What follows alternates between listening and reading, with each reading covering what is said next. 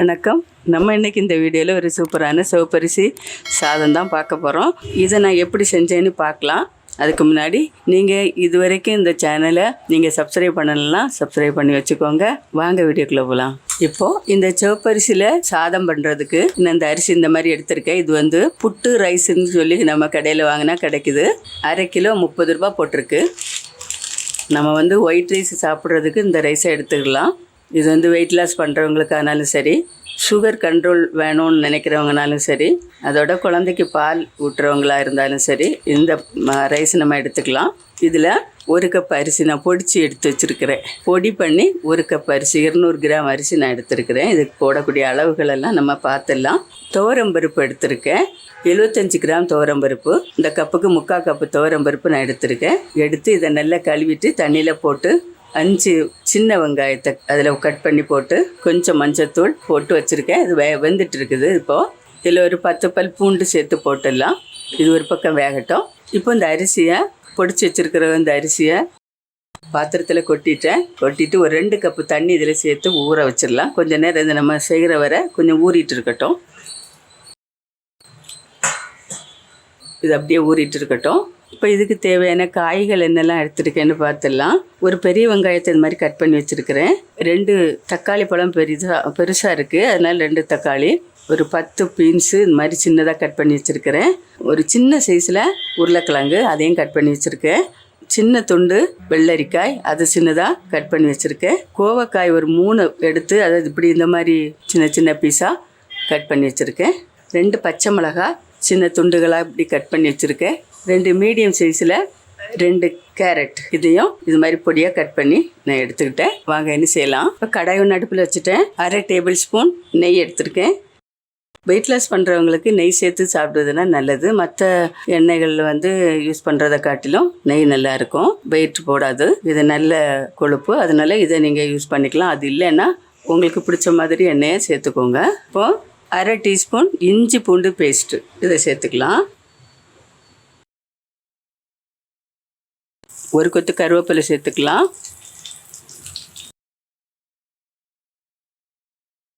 இப்போ நம்ம கட் பண்ணி வச்சுருக்கிற காய்களை எல்லாம் கொஞ்சம் கொஞ்சமாக சேர்த்துடலாம். ஒன்று ஒன்றா வெங்காயத்தை சேர்க்குறேன். கேரட்டு, பச்சை மிளகாய், கோவக்காய், வெள்ளரிக்காய், உருளைக்கிழங்கு, பீன்ஸு,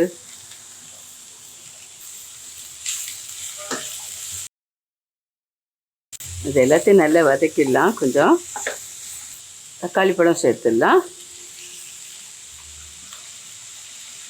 காய்கள் வந்து இதை விட வேறு காய்களும் நீங்கள் சேர்த்துக்கலாம். உங்களுக்கு எந்த காயெல்லாம் பிடிக்குமோ அதை சேர்த்துக்கலாம். இருக்கிற காய்களை சேர்த்துக்கலாம். இன்னும் அதிகமாகவும் சேர்த்துக்கலாம். நம்ம எவ்வளோக்கு சேர்க்குறோமோ அந்த அளவுக்கு டேஸ்ட்டும் அதிகமாக தான் இருக்கும்.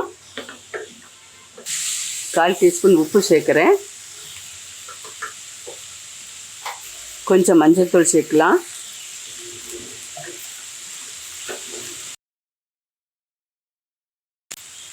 அரை டீஸ்பூன் மிளகாத்தூள் சேர்க்குறேன். 1 டீஸ்பூன் சாம்பார் தூள், சாம்பார் பொடி உங்கள் வீட்டில் எது வச்சுருந்தாலும் அதை சேர்த்துக்கோங்க.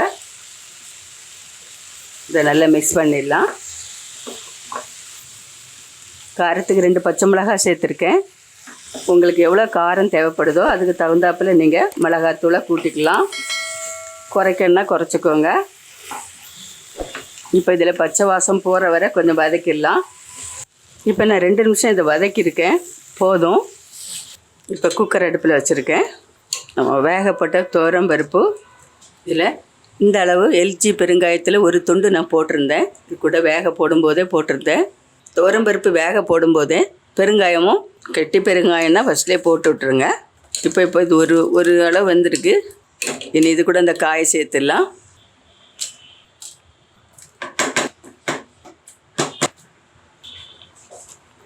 இப்போ எல்லாம் கலந்து விட்டுட்டேன்.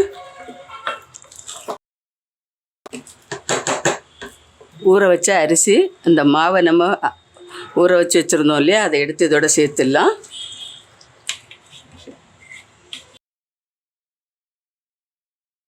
ரொம்ப மாவாக இருக்கக்கூடாது, அதில் பொடி அரிசியெல்லாம் இருக்கணும். பார்த்தாலே தெரியும். இது பாருங்க, இந்த மாதிரி நல்லா மிக்ஸ் பண்ணிடலாம். இதில் 2 கப்பு தண்ணி சேர்த்துருந்தேன். இன்னும் இதோட 1 கப்பு தண்ணி கூட சேர்த்துக்கலாம்.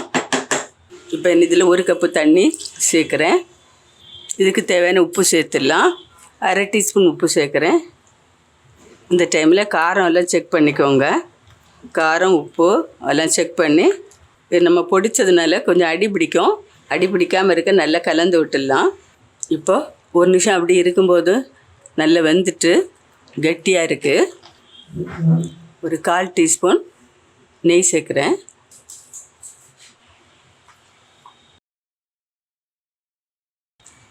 கொஞ்சம் மல்லியில் சேர்த்துடலாம்.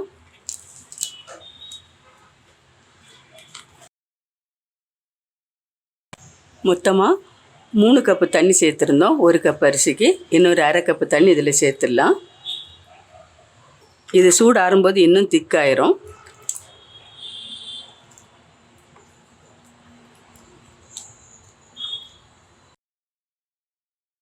கொஞ்சம் கருவேப்பிலை சேர்த்துக்கலாம். தேவையான அளவு தண்ணி எல்லாம் சேர்த்துக்கிட்டேன்.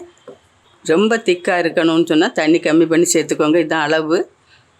நீங்கள் எந்த மாதிரி சாப்பிட்றீங்கன்னு பார்த்து அதுக்கு தகுந்தாப்புல தண்ணி சேர்த்துக்கோங்க. நான் இந்த அளவு சேர்த்துருக்கேன். உப்பு காரம் எல்லாம் இப்போ நான் பார்த்துட்டேன். நீங்கள் அது மாதிரி செக் பண்ணிக்கோங்க.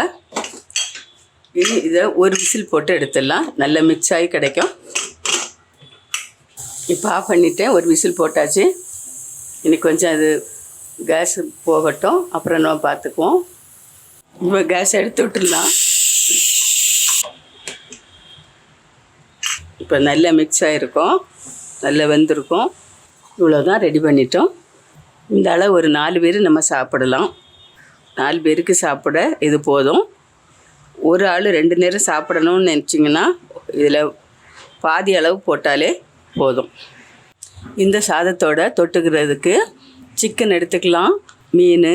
நான்வெஜ்ஜு சாப்பிடாதவங்களுக்கு அப்பளம் எடுத்துக்கலாம், நல்லாயிருக்கும். சாப்பிட ரொம்பவே டேஸ்ட்டாக இருக்கும். ஒயிட் ரைஸ் நம்ம அதுக்கு பதிலாக இந்த சாதம் எடுத்து நம்ம சாப்பிட்றதுனால ரொம்ப பிரயோஜனமாக இருக்கும். சுகருக்கு வயசானவங்கெல்லாம் இந்த மாதிரி சாப்பிட்லாம். சுகர் வராமல் இருக்கணும்னு நினச்சாலும் இதை சாப்பிட்லாம். பொதுவாகவே ஒயிட் ரைஸ் சாப்பிட்றது ரொம்ப நல்லதில்லை. பாலிஷ் ரைஸே சாப்பிடக்கூடாது. இந்த மாதிரி ரைஸ் சாப்பிடும்போது நமக்கு நிறைய நோய்களும் வராமல் பாதுகாக்கலாம். அதோடு பார்த்திங்கன்னா ஹெல்த்தாகவும் இருக்கும். நல்ல ஹெல்த்தியாக இருக்கும் இந்த சாப்பாடு.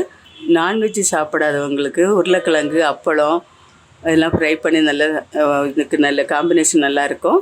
நீங்களும் இதை வீட்டில் ட்ரை பண்ணி பாருங்கள். ஒரு தடவை செய்து பார்த்துட்டு நீங்கள் கமெண்ட் பண்ணுங்கள். இந்த வீடியோ உங்களுக்கு பிடிச்சிருக்கும்னு நினைக்கிறேன். மறக்காமல் லைக் பண்ணி கமெண்ட் பண்ணுங்கள், சப்ஸ்கிரைப் பண்ணுங்கள். நன்றி. God bless you. நான் இதோட தொட்டுக்கிறதுக்கு மீன் குழம்பு தான் எடுத்திருக்கேன்.